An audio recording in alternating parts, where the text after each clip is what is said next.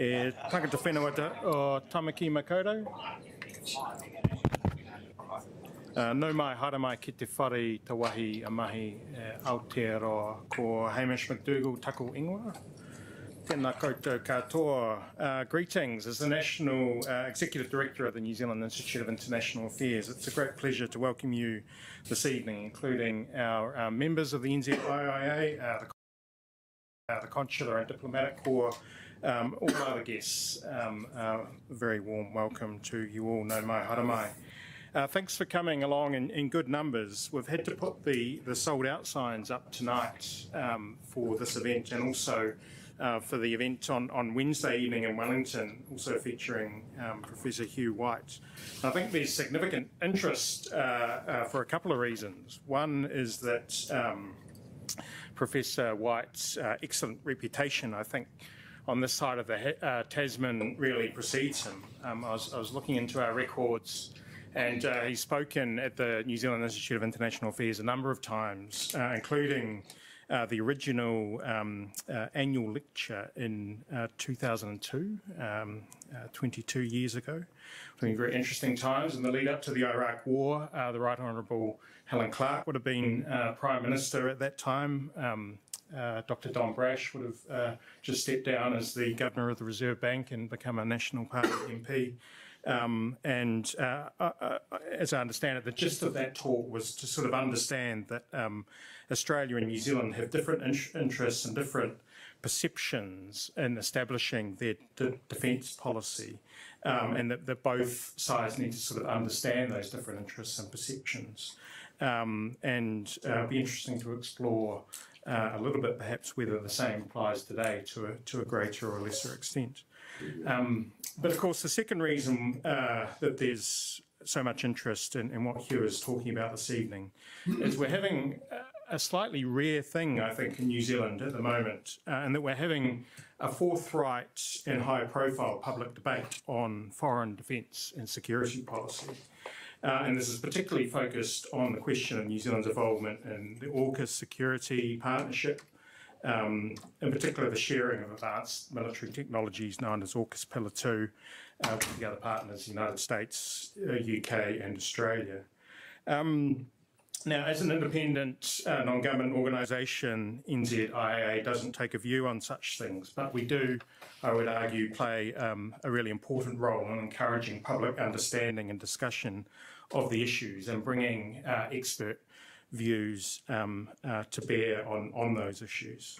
And this is part of a really long-running conversation that we're having here at the Institute. We hold over 80 events a year from a really wide range of perspectives, and even this week, on Thursday evening, we've got another talk from Dr. Ruben Steff, who I suspect will give a diametrically opposite view than you might hear here tonight. But it just goes to show that we are doing our best to try and cover these issues from a wide range of points of view.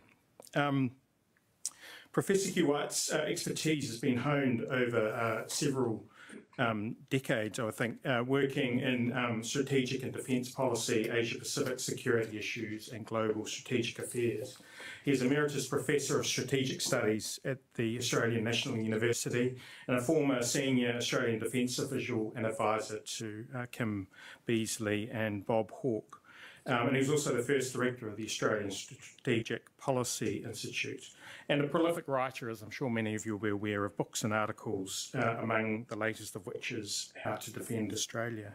So we're shortly going to ask Hugh to talk for about 20 minutes to the topic at hand, and then after Hugh, we'll have some discussion points made by Professor Ruben Azizian. Ruben will be familiar to most of you as the chair of the New Zealand Institute of International Affairs Auckland branch, and an expert in security studies and international relations, not least as a former director of the Centre for Defence and Security Studies at Massey University. So the topic tonight is very much in his wheelhouse, so we'll ask Ruben to talk for about 10 minutes following Hugh, and then we should have a good half an hour or so for some good questions and discussions. So without further ado, I'd like to welcome Professor Hugh White. Thank you.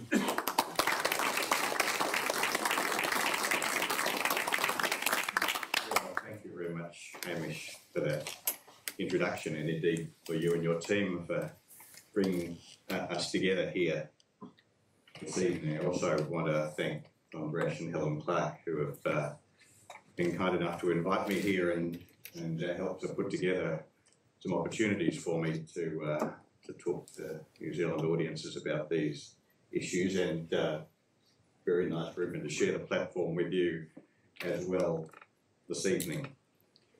As Hamish said, it's not my first gig with the NZIIA, nor my first exposure to New Zealand's debates on strategic and defence policy. There are always tendency, in Australia at least, to presume on the many similarities between Australia and New Zealand, to think that in the end New Zealanders do or should see things on the security front just the same way Australians do, and they're always a bit surprised when that turns out not to be the case. For me, it's always been clear that notwithstanding all the similarities, the differences, amongst other things, just in history and geography, mean that there are significant differences between our, and there always have been significant differences between our approach to these questions.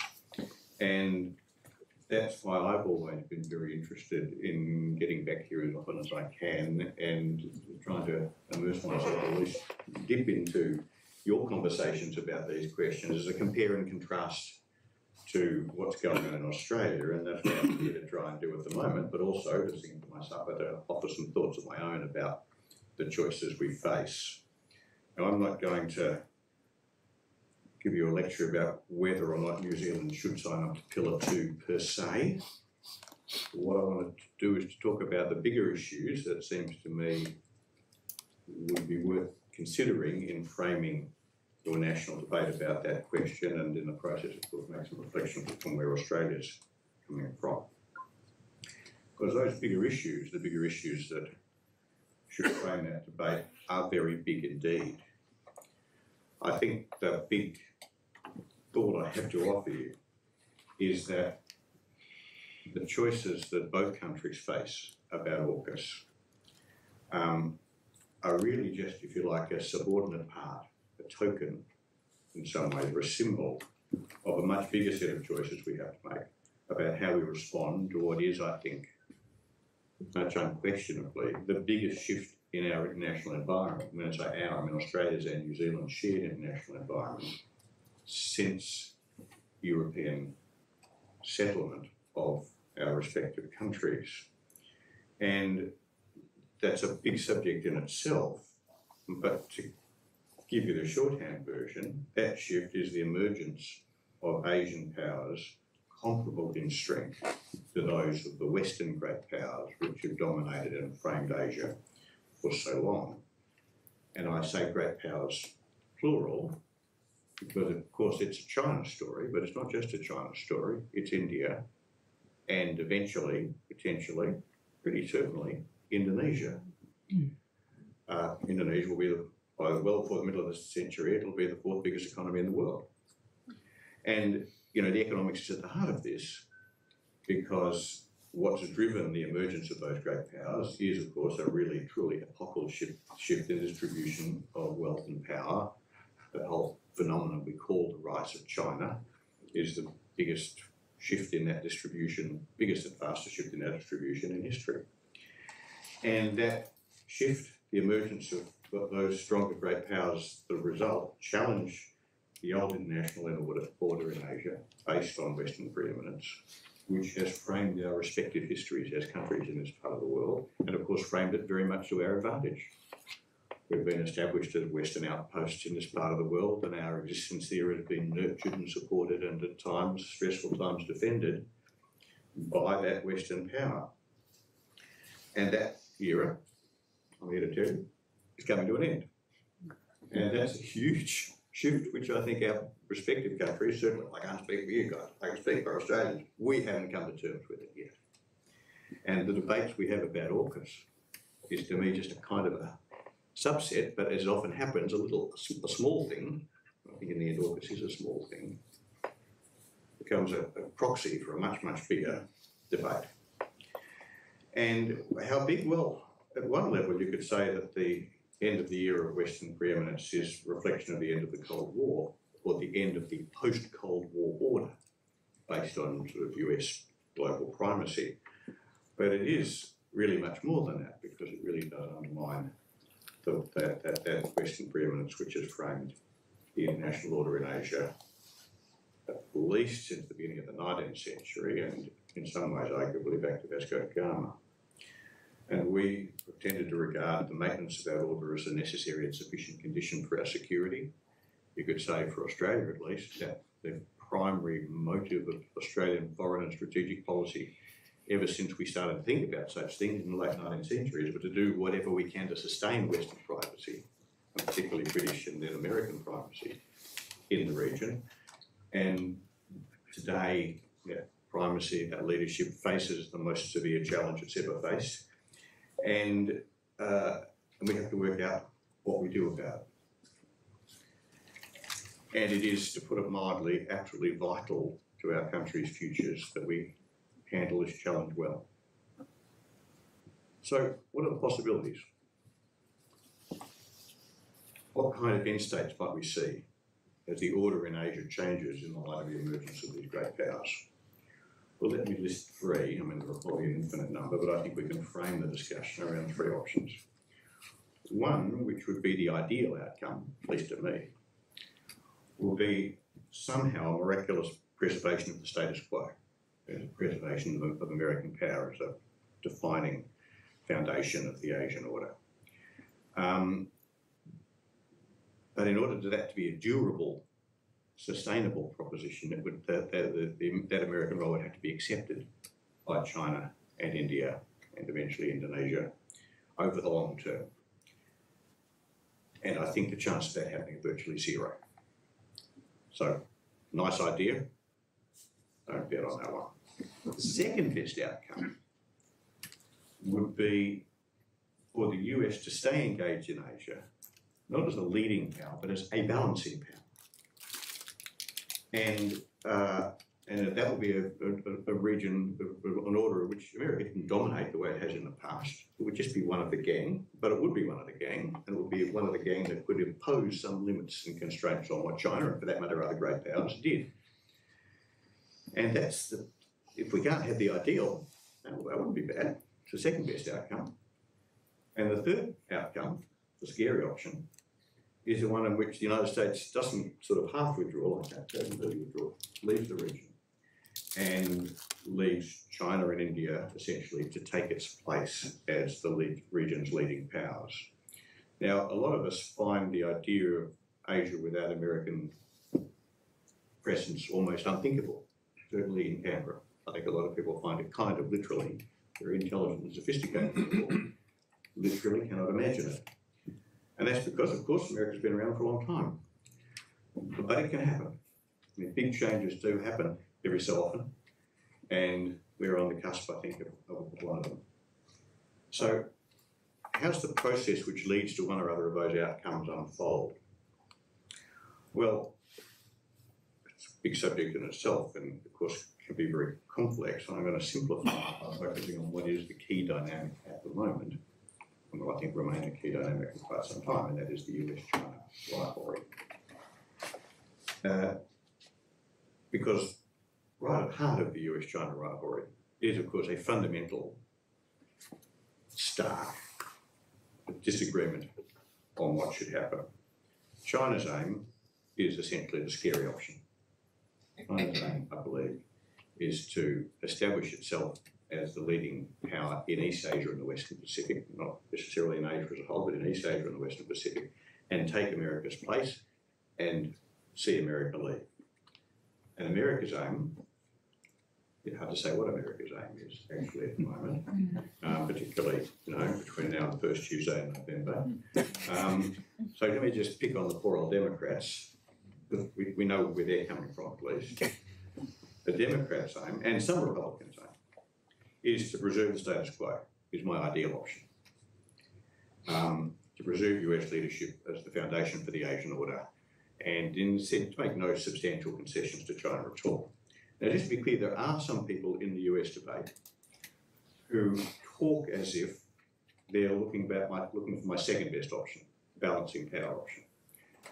I think because they realise that the sustaining US primacy doesn't sound very credible.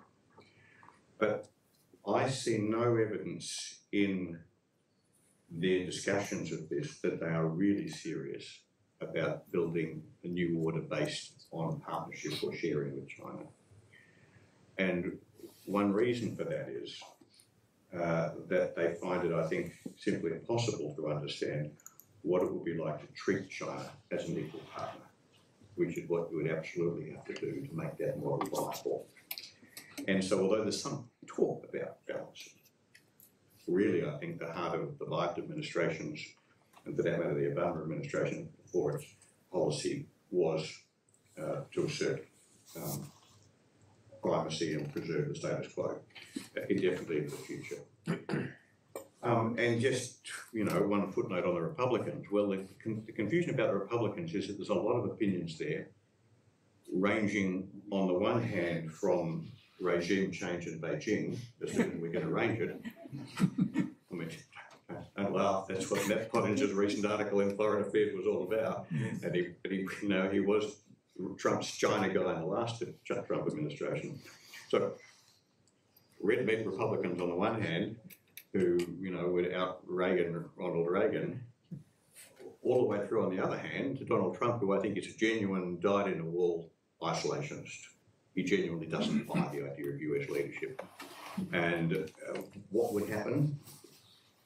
Well, nobody knows. For a reason I'll touch on later, I don't think in the end it matters very much which of the two. And in this respect, it matters very greatly in other respects. On this particular issue, I don't think it matters very much which of them end up being elected. But it is worth just making the point that the uncertainty on the Republican side is an intriguing feature of the situation.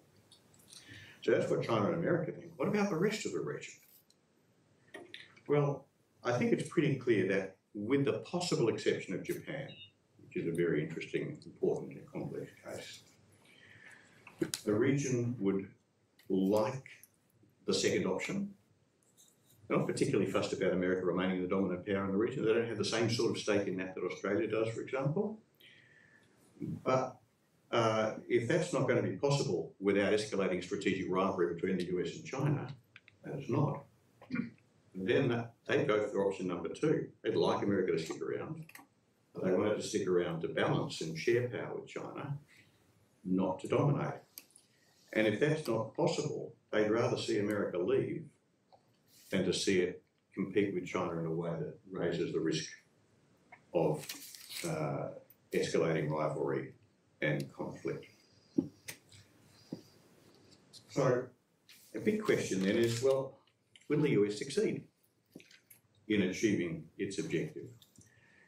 And I think, to cover a big issue quickly, it's very unlikely that it will, and its attempt to do so is very dangerous. It's unlikely that it will, not just because Donald Trump's a bit weird, or even that the Democrats are a bit incompetent, which I think they are, but something much more fundamental. And that is the costs and risks to America of imposing the kind of pressure that would be necessary for them to impose on China in order to force the Chinese to back off their objective and accept America's preferred outcome, which would be American diplomacy. The costs and risks of that would be very high and would exceed the imperatives the United States have to do so. Now let me just talk about the costs and risks first, and then to talk about the imperatives. The costs containing China would require a massive effort, not just because China is the first country since the Americans overtook the British to have an economy the same size as America, and not just an economy, of course, a deep and ever-deepening technological base and very formidable military capabilities, including, very critically, air and maritime military capabilities and increasingly nuclear forces, but also because it's an asymmetrical contest in which China holds all the advantages. In particular, it holds the advantage of being a local power. It's all different in the world between China trying to stop America trying to stop the Chinese intruding into the Western Hemisphere. America will win that one. But in China, there are a lot of asymmetrical advantages in preventing the Americans being able to project and sustain power right across the wide Pacific. And for all the talk we've seen out of Washington over the last, well, 15 years in some ways, and very much over the last 5 years about their determination to push back against China, they have not done nearly enough to put themselves in a position to contest China's challenge effectively.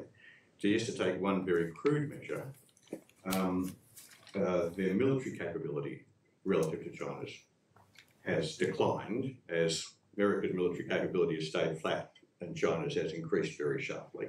So their position relative to China militarily has gone backwards. And that's reflected in a crude but I think vivid way in what's happened to their GDP share. The last time America took on a really formidable peer competitor, the Soviet Union, it spent in the 50s 10% or 9% of GDP on defence.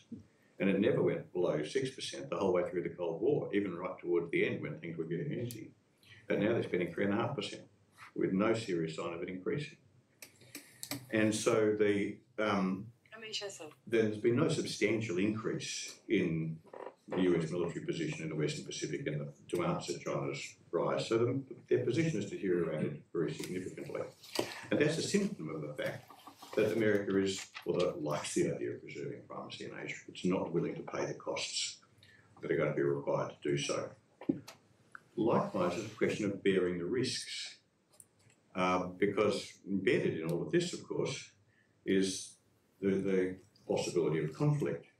And central to America's capacity to preserve its position is to persuade the Chinese that it's willing to fight a war against China in order to do so, whether Taiwan or something else. Now, China is a nuclear power, and any war with China carries a risk, I would say actually a high risk, but even if it's not very high risk, it's still very significant, of becoming a nuclear war. So one clear sign we should be looking for is whether America clearly acknowledges and accepts the risk of fighting a nuclear war with China. And here again, the contrast with the Cold War is very stark. During the Cold War, US political leaders were absolutely explicit that in order to do the key things they needed to do, like defend Berlin or West Berlin from the Soviets, they were prepared to fight a nuclear war, which they understood and acknowledged the American people could easily involve attacks on American cities. American political leaders today just don't acknowledge that in relation to the conflict on China, to a conflict with China, which suggests to me that if they don't acknowledge it, they don't accept it. And I think the Chinese understand that. Now, there's a reason why America is not prepared to accept those costs and risks the way they were during the Cold War, or, for example, in fighting the Second World War. And that is the imperative is not there. This is a long and complex issue, but right at the heart of America's decisions to abandon isolationism and engage in a world so vividly as they did for much of the 20th century was the fear that a single country would come and dominate the whole of Eurasia, which the Soviet Union, for example, certainly threatened to do, had the capacity to do at the beginning of the Cold War. And the reason for that was that any country that dominated the whole of Eurasia, and only a country that dominated the whole of Eurasia, would have the capacity to threaten the United States at home in the Western Hemisphere. Now, I don't think China has any chance of dominating Eurasia. It's going to be very strong, but it's going to be surrounded by very strong powers. It's going to have India, it's going to have Russia, it's going to have Europe, and it's not going to be without challenges, potential challenges in East Asia like Japan. So I think the chances of China dominating Eurasia are very low. Therefore, the imperatives for the United States to prevent it dominating East Asia are very low and too low to justify the costs and risks of a really muscular containment strategy. So that's why I think in the long run, the US is unlikely to succeed. I also think the policy they're adopting is very dangerous. And it's dangerous because the contest is essentially military.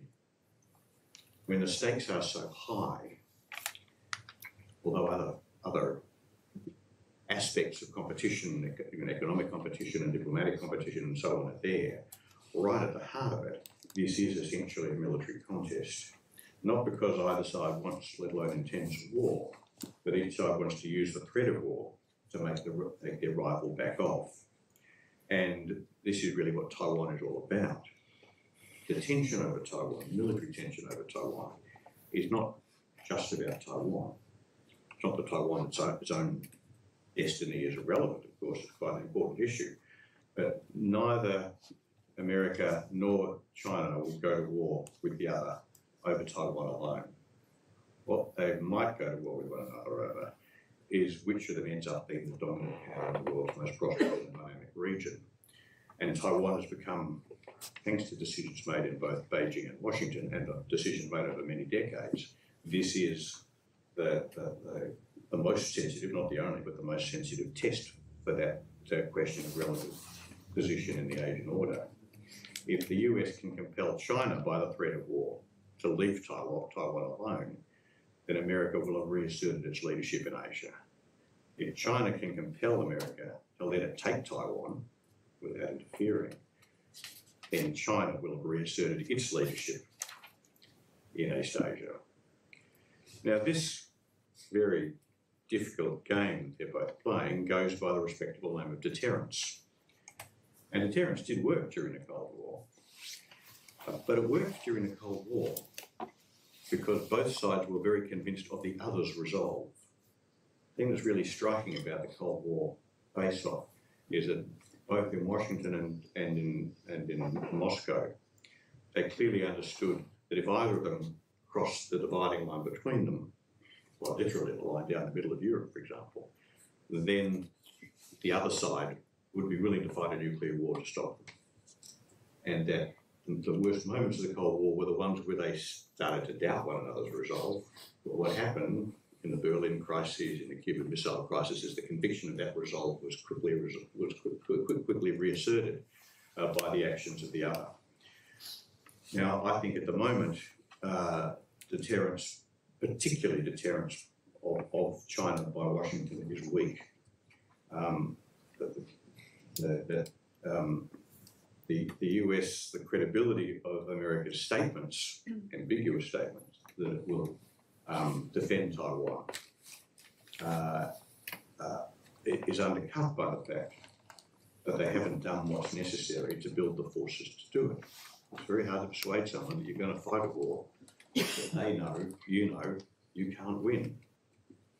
And particularly if they know that you know that it might well go nuclear. And that's the problem. Now, that makes it easy for China to doubt America's resolve and therefore to tempt the Chinese to call America's bluff. Now, how likely is that to happen? I'm not sure. There's an interesting debate to be had about that, but I do think it's a very real danger. And the consequences of that are very dangerous because the question is, well, is America bluffing or not? And the question is, I don't know. That's not what worries me. What worries me is, I don't think the Americans know. And that's a very dangerous situation. Because when the crisis hits, and the key decision makers meet at 3 o'clock in the morning, which is for some reason the way these things always pan out, facing one of the most momentous decisions any American president has ever faced, the question as to whether America's interests really warrant going to war over Taiwan, with the risk that that becomes a nuclear war with attacks on American cities, and what's really at stake for America, it's unlikely to get the sober, well-informed, patient, wisdom-infused decision that question requires. They're likely to get it wrong. Well, that all seems a long way from AUKUS. But I think, as I said at the outset, I think the question for us, I'll just speak for Australia, the question for Australia about whether we support AUKUS, whether we sign up to this, is really all about whether we think we should express our support for the US approach to this question, which is so vital to our futures. That's much more important than whether Australia requires nuclear-powered submarines, although that is a huge issue, and don't get me started because it's the stupidest thing we've ever tried to do. But it's much more important than that, and it's certainly more important than whether or not we actually sign up to collaborate with the United States on some advanced technologies. A central issue is whether we support and endorse America's approach to the future of Asia's order. Because, and it's worth bearing in mind, that's what AUKUS is all about for Washington. Washington doesn't really care whether Australia has nuclear-powered submarines. And it certainly doesn't care whether Australia joins in research into the force exotic technologies envisaged under Pillar 2. What Washington wants is our endorsement and a statement of our support. And that's one of the reasons why I think that AUKUS is, at least for Australia, a mistake. The other reason I think it's a dumb way of buying submarines, but you know, I'll get into that. Now, that's not to say that I can't understand the appeal of, well, as we say in Australia, sticking by our mates. It's, you know, the idea that what we do in the world is to stand with America, whatever America's doing, brackets, even if it's a bit stupid, is pretty deeply embedded. When Scott Morrison announced AUKUS at 7 o'clock on the morning of the 17th of September a couple of years ago, he did refer to Britain and America as our forever partners. And the kind of, you know, I can understand the intuitive appeal, but nothing is forever. And the epoch of our history in which that made sense as a smart way for Australia and perhaps also New Zealand to frame our approach to international affairs, to rely on our traditional mates that keep Asia safe for us, that moment's past. And keeping on doing that is just not doing justice to the scale of the choices we face. I can understand why people worry about an Asia in which predominant power and influence lies with Beijing or Delhi, or for that matter, Jakarta. This is going to be very difficult for us, but that is precisely why we need to really take the challenge of the future of the international order seriously and not just keep on hoping that somehow America is going to make it work for us. We shouldn't succumb to the illusion that America will save us. We should focus instead on doing whatever we can ourselves to help shape a new regional order, something like my second option, as close to our second option as we can get, working, of course, with other Asian partners, the countries we know are going to have a stake in this outcome, the Southeast Asians, the South Koreans, perhaps also the Japanese. And at the same time, preparing ourselves to make the best of whatever outcome emerges, including my scary outcome, where we don't end up with any kind of balance and we just find ourselves living in a region dominated by 2 or 3 Asian great powers. Now, I'm not as pessimistic as a lot of other people are about how that might work. And indeed, in the event in Wellington in a couple of days' time, that Hamish is very kindly indulging me to speak out, I'm going to talk a bit about that question. But what might that look like? But whatever it looks like, I think there's a lot we can each do to help frame the way the regional order evolves and to help prepare for whatever actually eventuates. And that's where our efforts ought to be going. And one thing I do think is clear is that as we do that, if we do, the two of us will be drawn closer together. The differences that we've always had will still be there because they're embedded, as I said, in our history and our geography. But the forces that will drive us together as we're, so to speak, together alone in this part of the world will be stronger than ever. Thank you very much.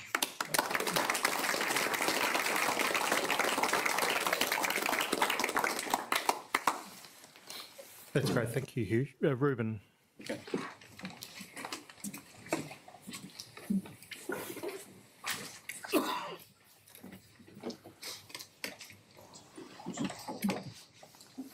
Kia ora, can you hear me? Yeah. Thank you. It's my privilege to be a discussant for distinguished Professor Hugh White. I'm not sure what discussant's role is, actually. I was more comfortable feeling myself as a bodyguard to Hugh White sitting there. But and I have prepared some notes, and I would like just to go through some of your findings and suggestions. Where the first thing I would like to say is absolutely, I think there is no doubt that we're going through significant strategic shifts in the region and globally. You can't hear me? Could you raise the volume a little bit, please? Volume a little bit. How to add the volume a little bit? No? Use the mic. How about now? Better now? Thank you. Actually, all our recent New Zealand strategic and defense policy statements have clearly emphasized the three shifts basically happening in the region and the world. So while we do have some tension points between New Zealand and Australia on various points, but I think strategically we are on the same frequency. Secondly, I absolutely agree with Professor White that any thoughts of containing China are absolutely unrealistic today. So I think we have to agree and stop denying the fact that China is here and that China will continue to be here and it gets stronger. At the same time, I don't think we will see America leave this region soon.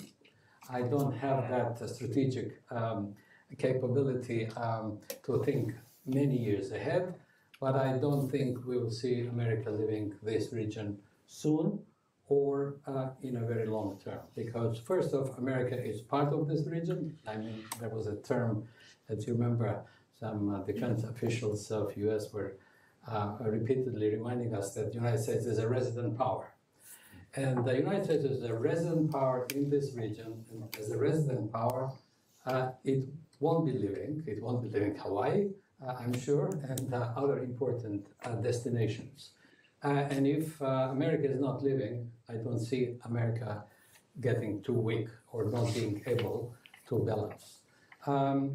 Even with the unknowns of the elections of the November 4th, I don't think Trump's isolationism will see less of America here. In case, actually, we can see more of a trade war unfolding, which will keep US very much involved in this debate. Absolutely, we need to diversify our foreign policy. When we think in New Zealand about diversifying, we're starting to think about diversifying our trade away from China, for example.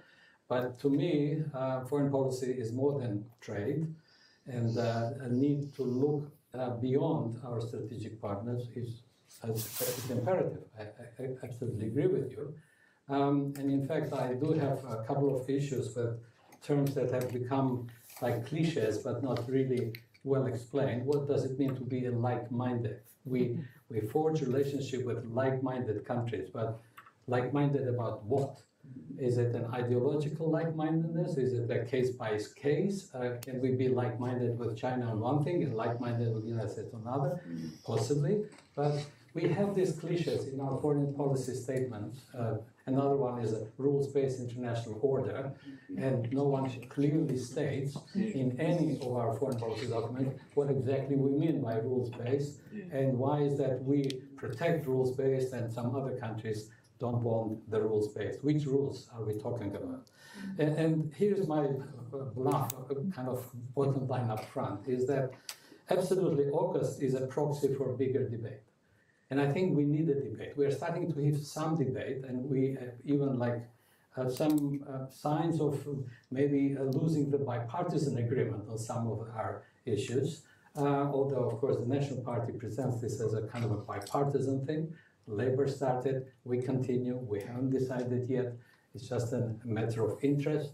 But I think the signs are there that we could eventually see a major evolution leading to a situation of the 80s where we came up with a very dramatic decisions on the anti-nuclear policies.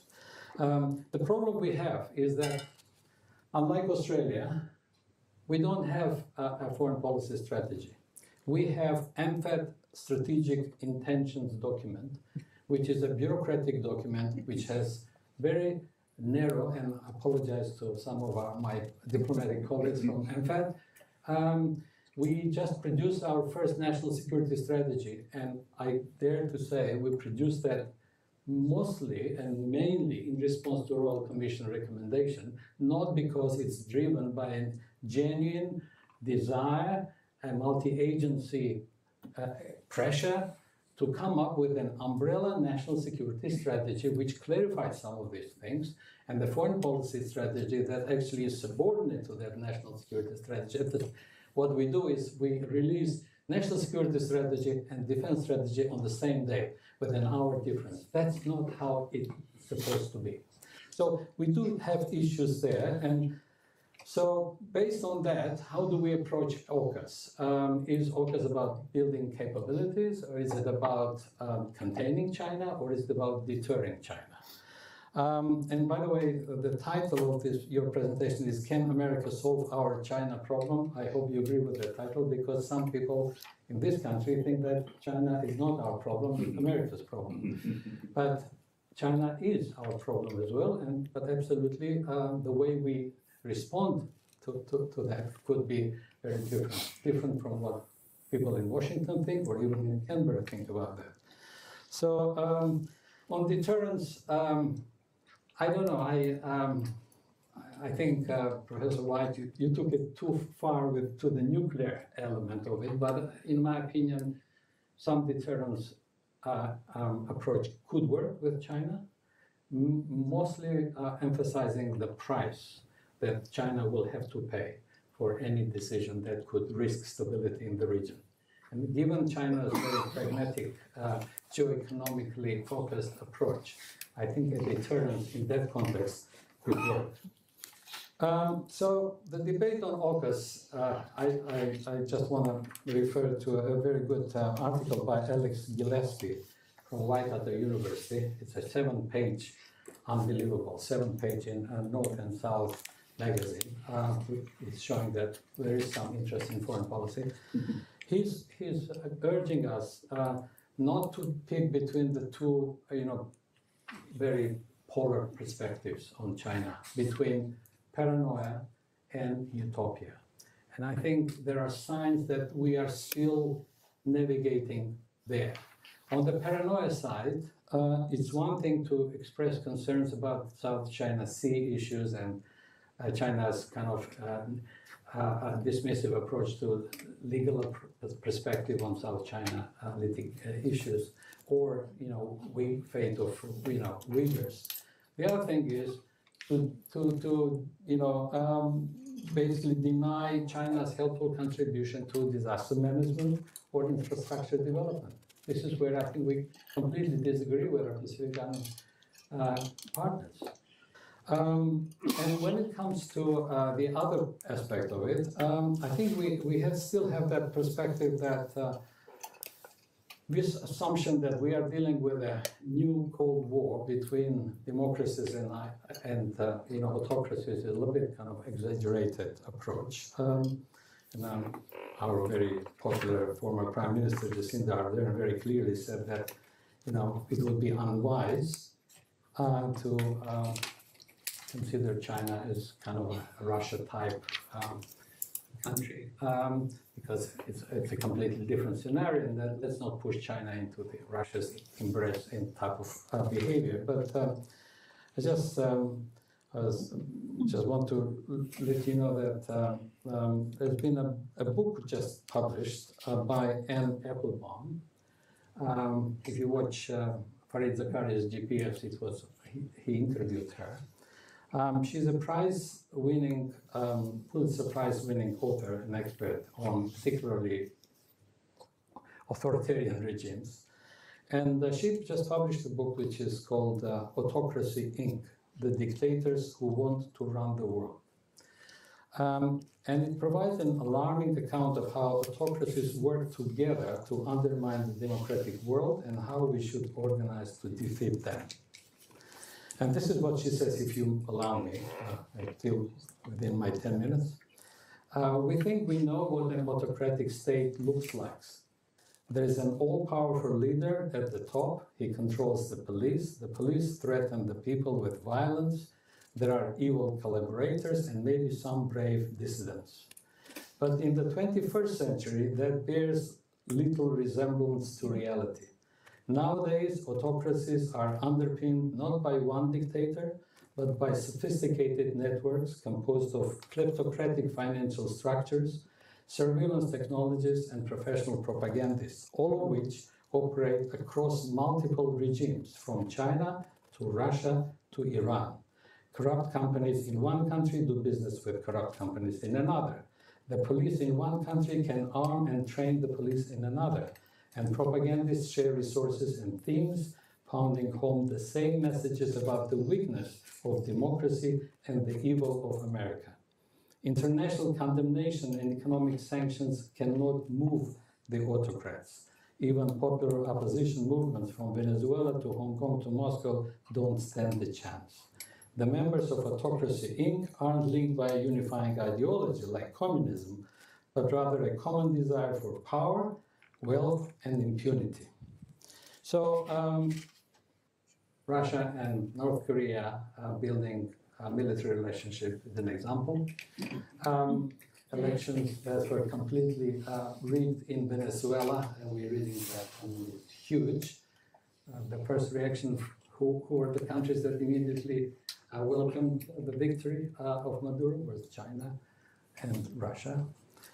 So I think, while not exaggerating this autocratic kind of solidarity, I think, in my opinion, we need to really appreciate that when we think China, it is not just a Beijing regime, a country that we trade with, but it is also an important player, some would say enabler of aggression of Russia in Ukraine.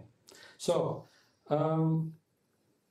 and the whole thing, if I may, this discussion of AUKUS, I'd like to draw some, it's not exact parallel, but the discussion about NATO expansion.